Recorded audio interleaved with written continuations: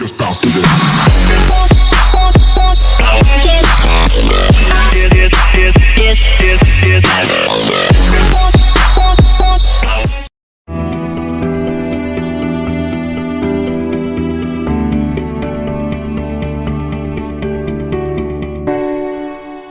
Professor Irshad Manji, an Islamic reformer, believes the Quran can be interpreted along more feminist lines. The Quran is very, very clear that in the eyes of God, men and women have equal rights and equal responsibilities. At the Prophet Muhammad's own beloved first wife, Khadija, was a wealthy, self-made entrepreneur.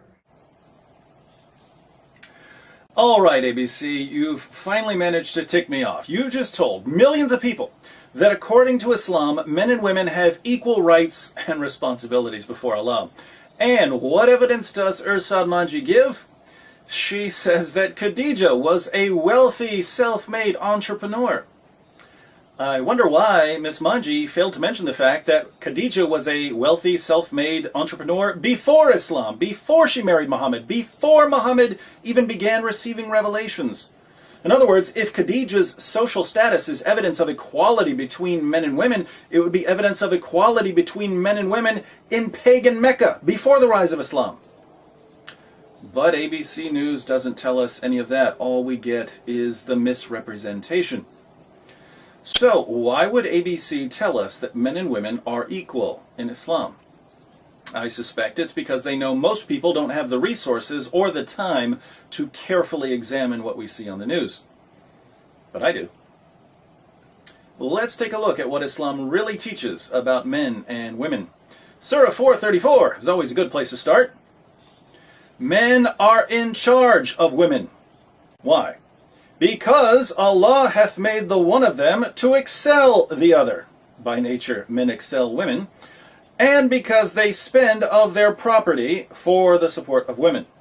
So good women are the obedient, guarding in secret that which Allah hath guarded. But what do you do if women get out of line? As for those from whom ye fear rebellion, admonish them, and banish them to beds apart, and scourge them. Then, if they obey you, seek not a way against them. The Quran is very, very clear. It certainly is, Miss Manji. So, men are in charge of women. They're superior to women, they excel women, and if women get out of line, men are commanded to beat them into submission. Sorry, ABC, but this doesn't sound like equality.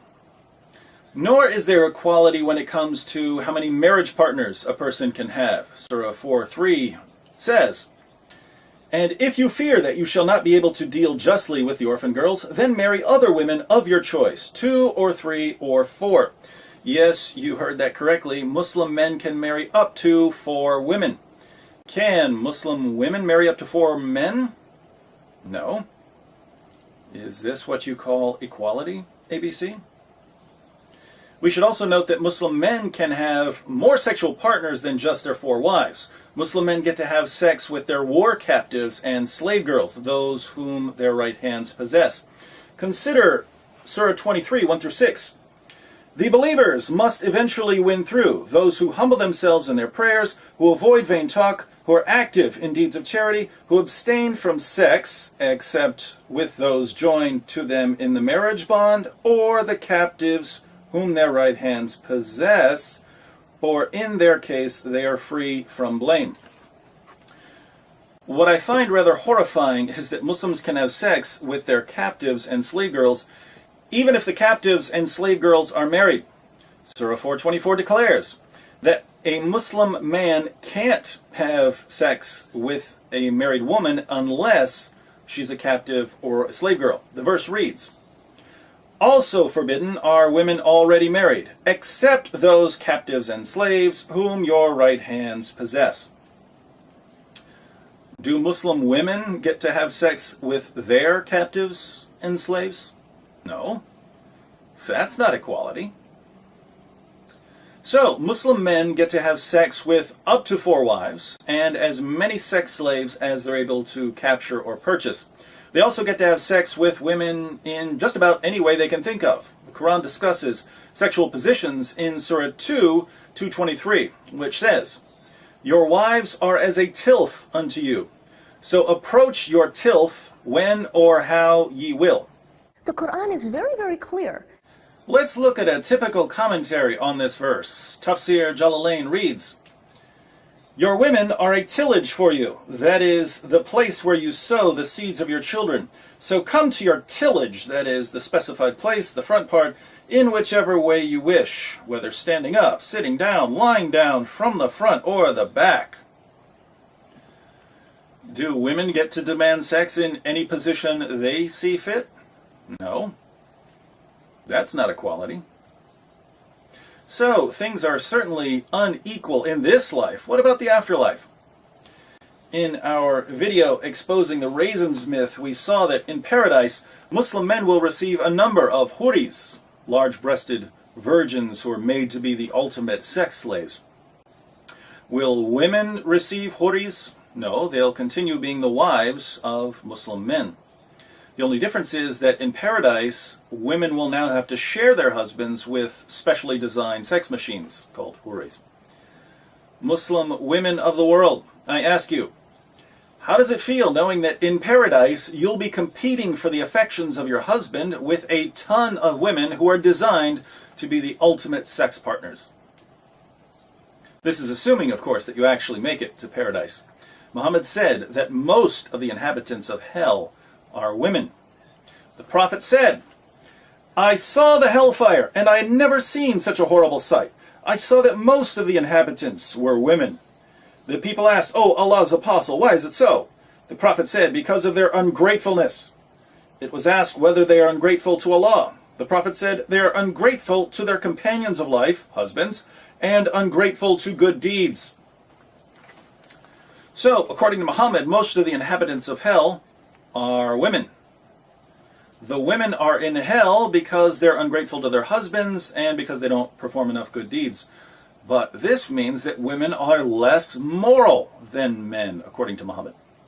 They're also less intelligent. In Surah 2, 282, the Quran discusses contracts, and we find that the testimony of a woman is worth half the testimony of a man. It says, "And get 2 witnesses out of your own men. And if there are not 2 men available, then a man and 2 women, such as you agree for witnesses, so that if one of them, one of the 2 women, errs, the other can remind her." The Quran is very, very clear. According to Muhammad, the reason women aren't as reliable as men is that they're stupid. The Prophet said, "Isn't the witness of a woman equal to half of that of a man?" The women said, "Yes." He said, "This is because of the deficiency of her mind." Let's read a final passage that combines the lack of intelligence and the lack of good morals aspects of women. Muhammad said, "O women folk, you should give charity and ask much forgiveness, for I saw you in bulk amongst the dwellers of hell." A wise lady among them said, "Why is it, Messenger of Allah, that our folk are in bulk in hell?" Upon this, the Holy Prophet observed, "You curse too much and are ungrateful to your spouses. I have seen none lacking in common sense and failing in religion, but at the same time robbing the wisdom of the wise, besides you." Upon this, the woman remarked, "What is wrong with our common sense and with our religion?" He, the Holy Prophet, observed, "Your lack of common sense can be well judged from the fact that the evidence of 2 women is equal to 1 man. That is a proof of the lack of common sense." So, how exactly are women equal to men in Islam? They're not equal in intelligence or common sense. They're not equal in morality. They're not equal in the number of sexual partners they can have in this life or the afterlife. The value of their testimony isn't equal. Men are in charge of women. Men excel women. Men get to beat women. Men and women aren't equal at all in Islam. And we didn't even have time to get to the veil or muta, temporary marriage that amounts to no more than prostitution, or the Quran allowing sex with prepubescent girls, etc. So, why does ABC News continue to mislead millions of viewers, trying desperately to convince us that Islam is perfectly compatible with Western values. Stay tuned. I assure you we will get to the bottom of this.